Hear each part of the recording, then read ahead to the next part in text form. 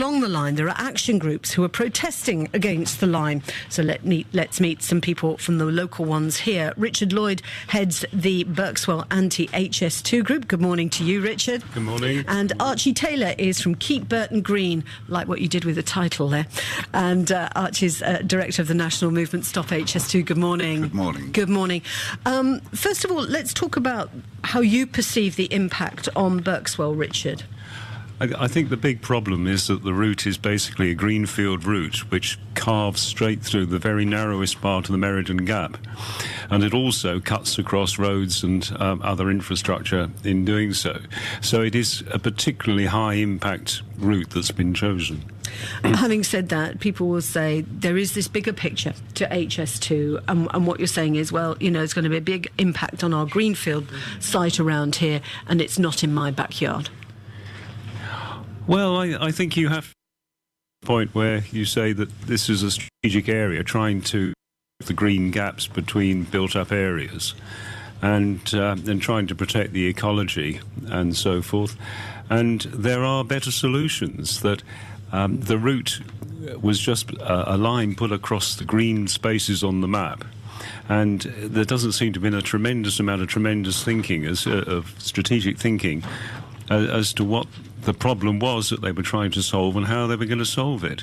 The big issue really is the speed of this line, which has been set higher than any other railway currently in use. 250 miles per hour. Yeah, and that means it's almost a straight line, and that has constrained the whole thing.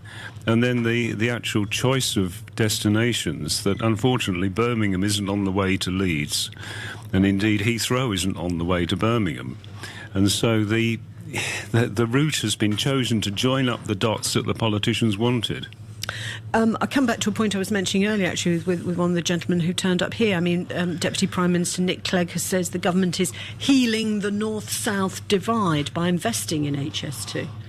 Well, you know, in years gone by, we never had systems like this, and there wasn't a North-South divide. The north was the prosperous part of the country due to the use of the resources that were there and the ingenuity of the people. And what I suspect is needed in both the Midlands and further north is good connectivity within those regions.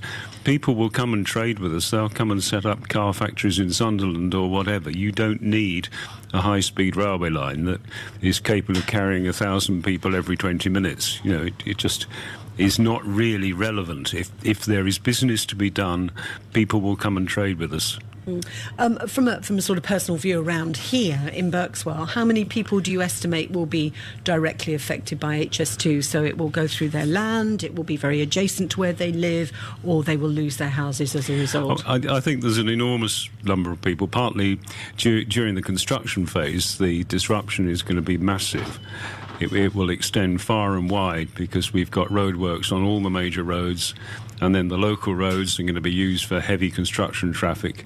But once the line is in place, the big polluter will be the noise, and that will be perceptible up to 1 kilometre away from the line. And so a huge number of people are going to be affected by that, and it will become an impenetrable barrier in terms of using public footpaths and so forth, the countryside. They're trying to provide access, but of course it won't be the same experience. So you're putting a blockage across there which will also affect wildlife. There'll be impenetrable fencing, so you're going to literally divide the country in half. From where I'm sitting, obviously to my left, about 50 yards away, we have one of the main rail lines that connects Birmingham and London, and on a diagonal line across that will go HS2, and it will go on into farmland, and so actually in many ways Birkswell will become quite an important hub in terms of rail, but obviously it'll only be the Birkswell station that will still be providing transportation by rail. Well, that's the problem, that if you want to go to London from here, by far the quickest way will still be to get on one of the local trains. But there's no way you're going to travel from Birkswell station up to Birmingham International, then use this people mover, go across several kilometres to the new station at Beacon Hill, and then go down to London. You've been quoted as saying this is a vanity project. I'm afraid that's what it is. You know, the people who want to build railways come along to the politicians and say, look at this marvellous project. And generations of politicians are looking for something they can put their name to. and they think it's a prestige project and they can show that they're actually doing something. What about the support of your MP? Because it's quite sensitive about the so-called Merlin Gap. Can you just explain what's happened there? Well, the approach from both our MP, Caroline Spelman, and the local council has been to try and get compensation and mitigation of the harmful effects. And I have to say, after 3.5 years, there's very little sign of either. It is extremely disappointing that we're still arguing over detailed mitigation. We're looking to try and get a tunnel in this area, which would help. Do you think you've been left out? Well, they've put the budget up by £10 billion, and we were rather hopeful that there'd be enough in there to get some serious mitigation in this area. And maybe if we can keep fighting long enough, we will get some.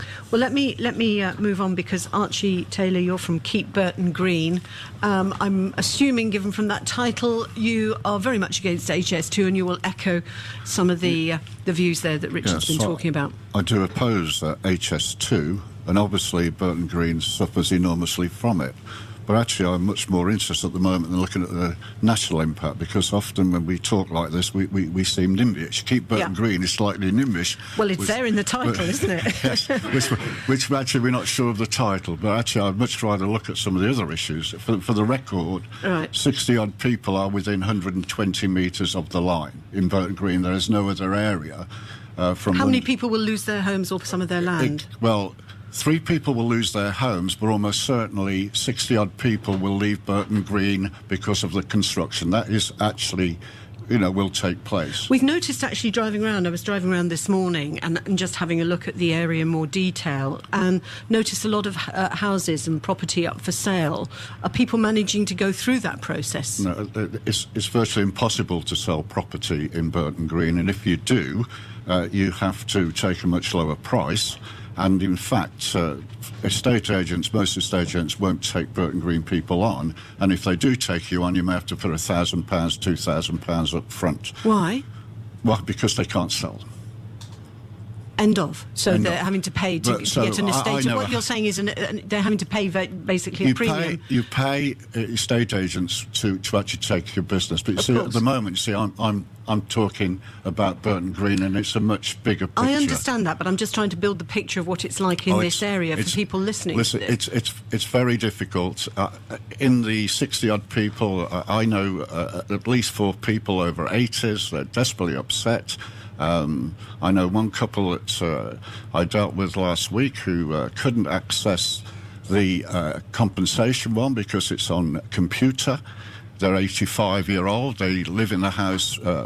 They designed the house. They wanted to stay, and suddenly they found that HS2 now wants their front garden. And they're in bits. We have a number of vulnerable old people in Burton Green who actually are finding it hard. Now, the thing is, you see, if in fact they felt it was in the national interest, they would perhaps accept it, but they don't. And actually, most people who've studied this, in the end, reject it. You can hardly find an economist now who supports this. You get railway enthusiasts. So... what issue, then, do you have particularly about some of the arguments being put forward? Well, let me first of all say there's only one issue at the moment that matters for the supporters, it's capacity. They say that the capacity will run out, say, 2025. That is a forecast. It's possibly a lie. If you look actually at the railways, the West Coast Main Line is far better off than nearly every other railway line. First Group, for instance, when they did their bid for the franchise, said there was about 89% growth on the West Coast Main Line. Well, the argument given is that the West Coast Main Line will be full by 2024, hence you need HS2 to absorb some of that. But it's a forecast, not a fact. When you start looking at the evidence, it's quite clear, actually, the real problem is not the West Coast Main Line, it's actually the commuter trains going into London. And for the reality, Euston, for instance, they talk about all these people standing up. The reality is that London Bridge has 31,000 plus people standing up on a 3-hour period in autumn, and Euston are 5. Virgin trains, by the way, are 52% full. That's evidence. people don't want to look at the evidence because this has been pushed by vested interests and special interests, in particular Birmingham and Manchester. So as far as you're concerned, it's the capacity argument that is the one that's the most important. It's the one that's most important for those who support it because they haven't got any others. Now, I've just come back from lobbying at the Labour conference. And what was the reaction there from Labour delegates? More and more members oppose it. There's always been considerable opposition from East Anglia, South West Wales, but more and more. And the refreshing thing was so many people, I'm talking about Labour councillors, Labour members, were rejecting it in Yorkshire. And that's most promising. Someone said that this is definitely going to go. It may not go, it depends on the Labour Party. All right, there we must leave it for the moment. Gentlemen, thank you very much indeed.